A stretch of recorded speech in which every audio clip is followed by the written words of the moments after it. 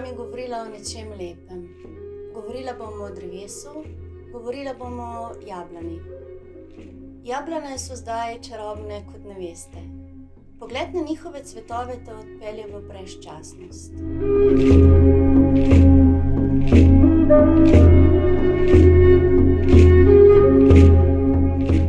Prvi zapisi o obstoju jablane segajo že v neolitik, v času boginj.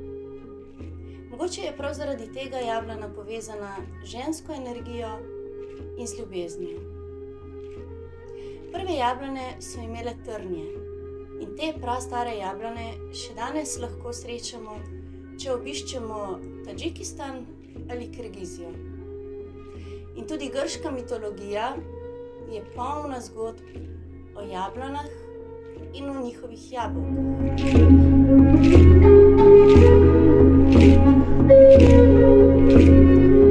Zgodba o Hipomenu govori o tem, da si je zaželel za svojo ženo Atlanto. Atlanta je bila hitra in dobra tekačica. To pa zaradi tega, ker si je njen oče želel samo moške potomce in ker se je ona rodila kot deklica, jo je odpeljal v gozd, kjer jo je vzgajala in hranila medvedka.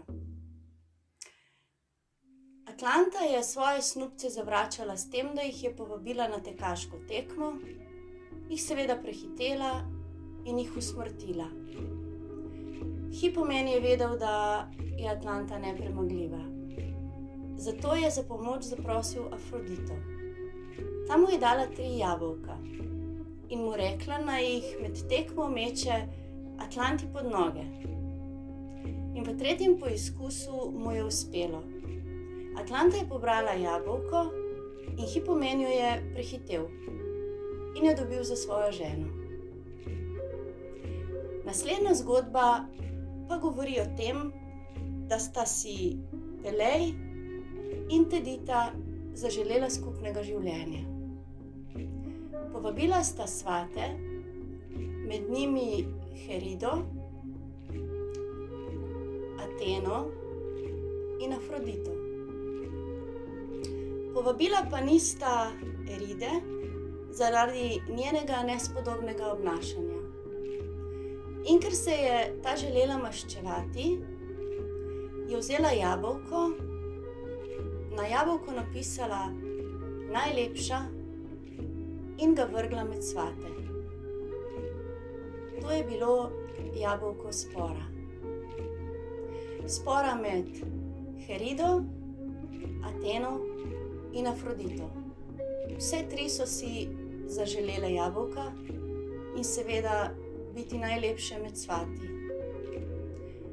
Ker se one med seboj niso mogle zediniti, kateri jabolko pripada, so rabile nekoga, da odloča o tem. To je bil Pariz.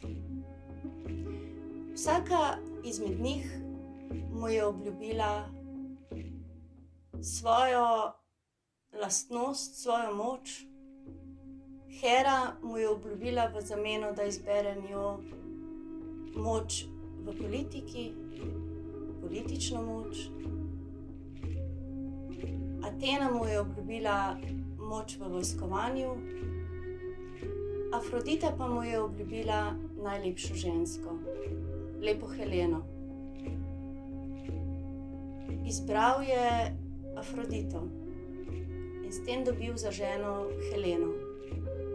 Helena pa je v tistem času že pripadala kralju Menelaju.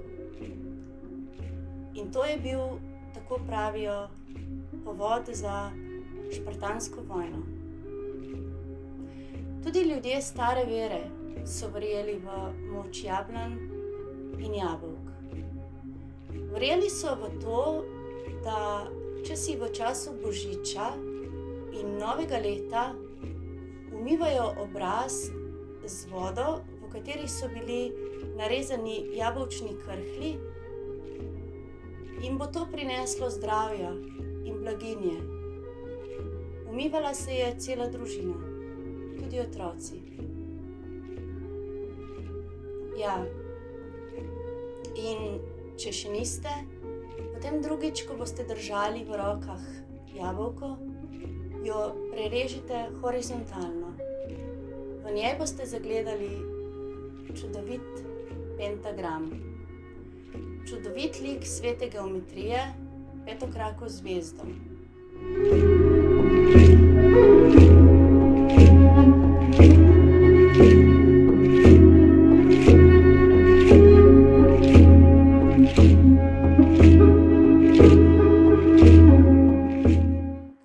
Vsak izmed teh 5 krakov je povezan z enim izmed zemeljskih elementov.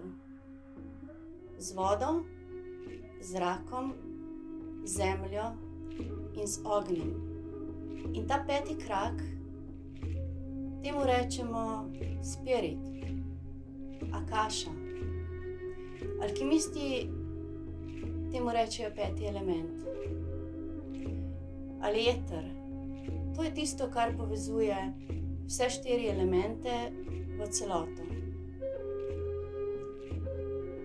Ta pentagram je simbol zaščite zdravja, dobrobiti, blagostanja, ljubezni in popolnosti. Povezan je z žensko energijo, z Venero. Venero kot planetom, ki potuje po nebu.